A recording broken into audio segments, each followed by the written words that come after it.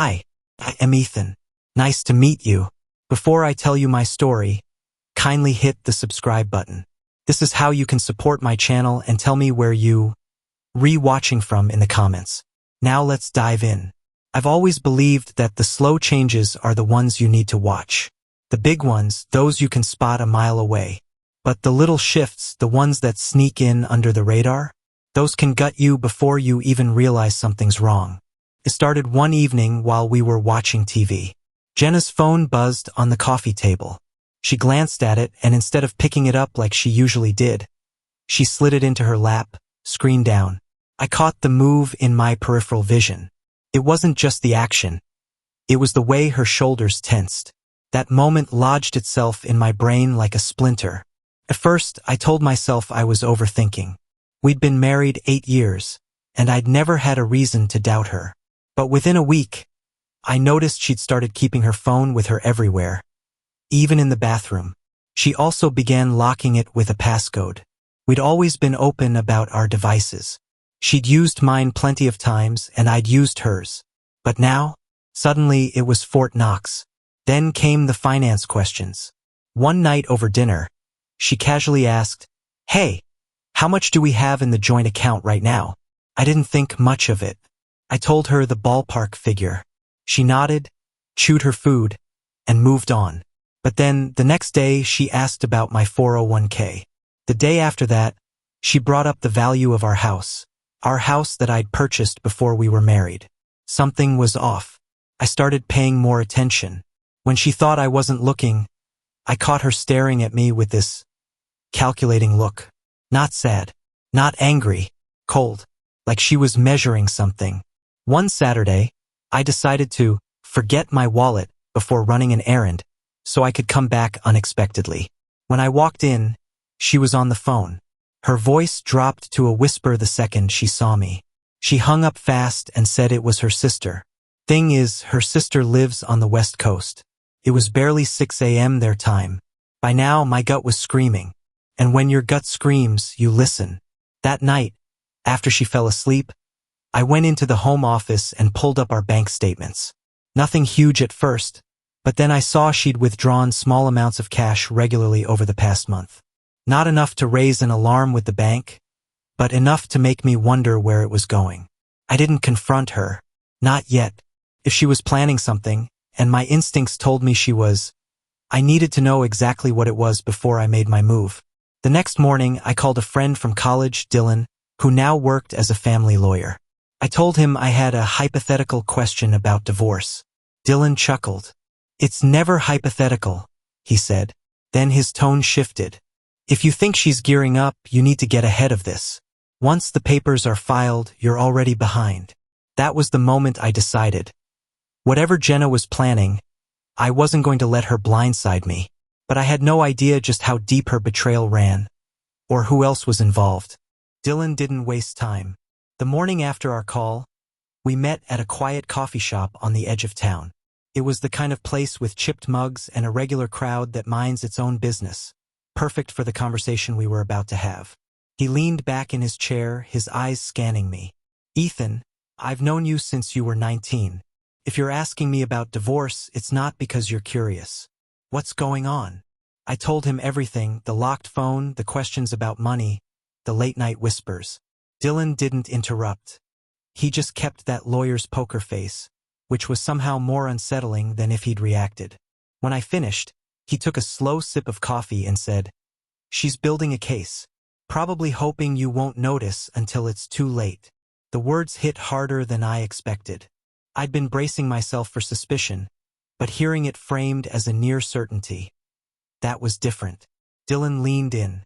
"Ethan, if she files first, you'll be playing catch-up. The key is to protect what you've worked for before she makes her move. That means transferring assets, documenting everything, and for the love of God, keeping your mouth shut around her." By the time I left the coffee shop, I had a plan. It wasn't one I was proud of, but I wasn't going to let 8 years of my work vanish because Jenna had decided to cash out of our marriage. Over the next 2 weeks, I moved quietly. I transferred my personal savings into an account under my mother's name, a woman who could barely navigate online banking and had no interest in my marital drama.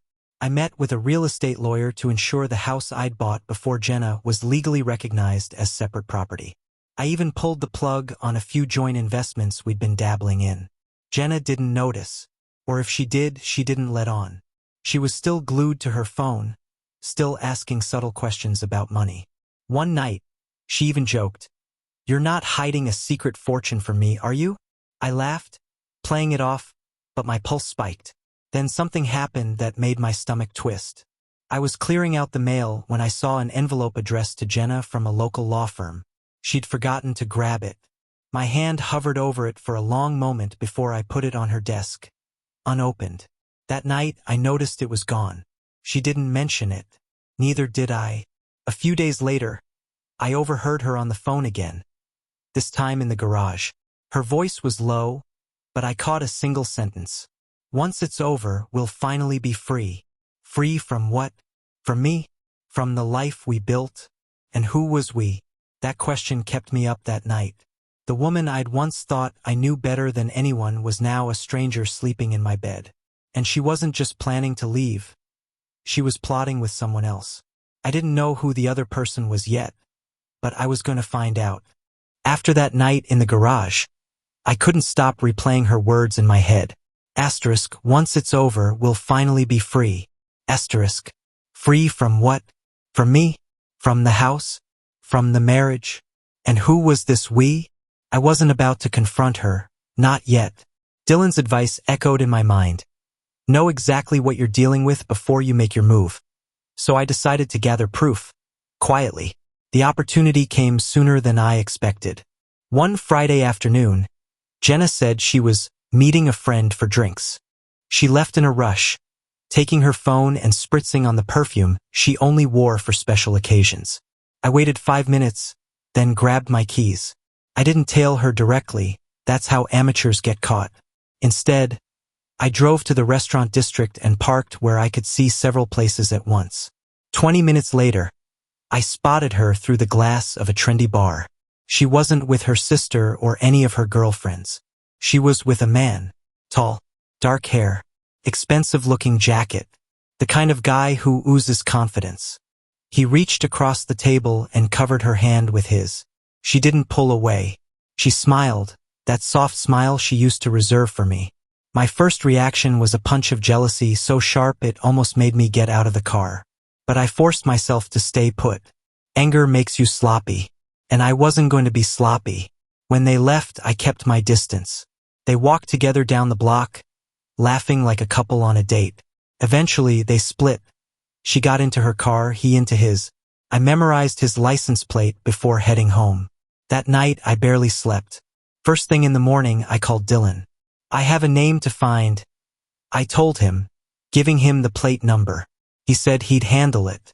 By Monday, he had the answer. The man's name was Mark Henderson. Divorced. Early 40s. Owned a small but successful construction business. And, according to Dylan's sources, he had recently hired the same law firm that sent Jenna that envelope. So this wasn't just some fling. They were working together. The puzzle pieces started clicking into place.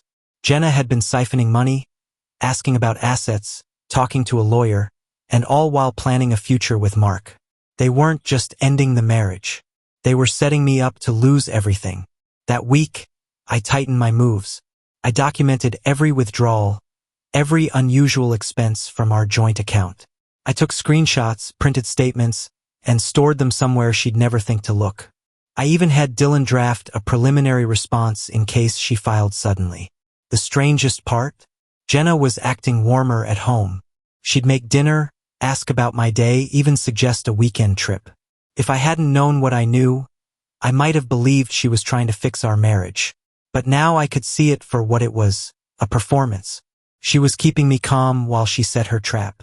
The thing is, I was setting one of my own. If Jenna thought I was oblivious, I wanted her to keep thinking that. The more she underestimated me, the better my chances of walking away with what was mine. So I played my role. I smiled at her jokes, accepted her sudden generosity without question, and even suggested we take that weekend trip she'd mentioned. She lit up, thinking she'd won me over. But while she was looking forward to a romantic getaway, I was looking forward to the call I just arranged with a forensic accountant. Dylan had suggested it. If she's moving money, they'll find it. The accountant, a no-nonsense woman named Claire, combed through our accounts with surgical precision. Within a week, she found what I suspected. Jenna had funneled nearly $12,000 into an account under her maiden name. Small enough increments to avoid detection, but steady enough to build a stash. I didn't confront her. Instead, I quietly froze certain joint accounts and ensured that the funds in my personal accounts were untouchable. My paychecks stopped going into our shared bank. When she asked about it one morning, I told her work was restructuring payroll. She seemed to buy it. The weekend trip was my test. We drove to a cozy cabin 2 hours out of town. She laughed, cooked, and pretended nothing was wrong. I pretended right back. But late at night, while she slept, I stepped outside with my phone and took a quiet call from Dylan. "She's close to making her move," he said. "My contact at the courthouse says her lawyer's been asking about filing dates." "How soon?" I asked. "Could be days." When we got back from the cabin, Jenna's mask started to slip. She spent more time out, came home late, and made excuses that barely held together. One night, I heard her in the bathroom, murmuring into her phone. I couldn't make out the words, but I caught the tone. Intimate. 2 mornings later, it happened. I found a thick envelope on the kitchen counter addressed to me, from her attorney. She hadn't even waited to hand it to me in person. I didn't open it right away. I just stared at it, feeling the weight of every quiet move I'd made over the past month. Then I called Dylan. "Is it time?" I asked. "It's time," he said. That afternoon, Jenna came home to find me sitting at the table, the envelope still unopened, and a folder of my own in front of me. "What's that?" she asked, feigning confusion. "Evidence," I said simply. Her eyes flickered, just for a second, before she smiled like I told a bad joke. But she didn't know I had more than bank statements. I had witness accounts, documentation, and proof of her hidden relationship with Mark. And I was ready to bring all of it to the mediation table. The mediation room was colder than I expected, not just the temperature, but the atmosphere. Jenna sat across from me, her lawyer beside her, and that tight, polite smile plastered on her face. Mark wasn't there, but I could feel his presence in every calculated move she made. Dylan leaned in toward me and whispered, "Stay calm. Let them make the first move."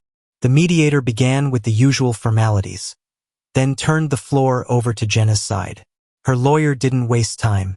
He launched into a speech about how Jenna had sacrificed her career for our marriage, how she deserved her fair share, and how she was entitled to half of everything. The house, my retirement account, even my personal savings. When he was done, Jenna glanced at me like she'd already won. That's when Dylan slid our folder onto the table. "Before we discuss any division of assets," he said smoothly, "we'd like to enter some documentation into the record." The mediator nodded, and Dylan began laying it out. Bank statements showing the quiet transfers into her secret account, proof the house had been purchased years before our marriage, and Claire's forensic accounting report that mapped every dollar she tried to move out of reach. Jenna's face paled, but Dylan wasn't finished. He placed a printed photo on top of the stack, Jenna and Mark at the bar, hands entwined. Then another, them leaving together. Finally, a copy of Mark's business registration, which just happened to list the same law firm representing Jenna. The mediator's eyebrows rose. Her lawyer shifted uncomfortably. Jenna's polite mask cracked for the first time. "This isn't about destroying you," Dylan said evenly. "But my client will not be taken advantage of. The assets in his mother's name are legally separate. The house is his. The hidden funds will be considered in any settlement. If you want to proceed fairly, we can talk numbers. Otherwise, we're prepared to go to court." Silence stretched across the table. Jenna's eyes darted between me, the photos, and her lawyer. I didn't say a word. I just let her sit in the mess she'd made. In the end, she settled for far less than she'd demanded. No claim on the house. No touch on the savings I'd moved. The hidden funds she'd squirreled away had to be disclosed, and half came back to me. When it was over, we walked out without a word. I half expected to feel triumphant, but instead, I just felt done. Done with the lies, the games, the quiet betrayals. The marriage I thought we had died long before today. 2 months later, the divorce was finalized. Jenna moved in with Mark. From what I've heard, their fresh start hasn't been as smooth as they planned. As for me, I've kept my peace. I've rebuilt my routines, reconnected with old friends, and, most importantly, I've learned that trust isn't something you give blindly. It's something you protect, like any other asset worth keeping. Because sometimes the person you think you're building a life with is really building their escape plan. And if you don't see it coming, you'll pay for it twice, once in money and once in pieces of yourself. Thanks for watching. If you like this video, don't forget to like and subscribe. You will also like other stories from AJ Family Drama. Until next time, bye.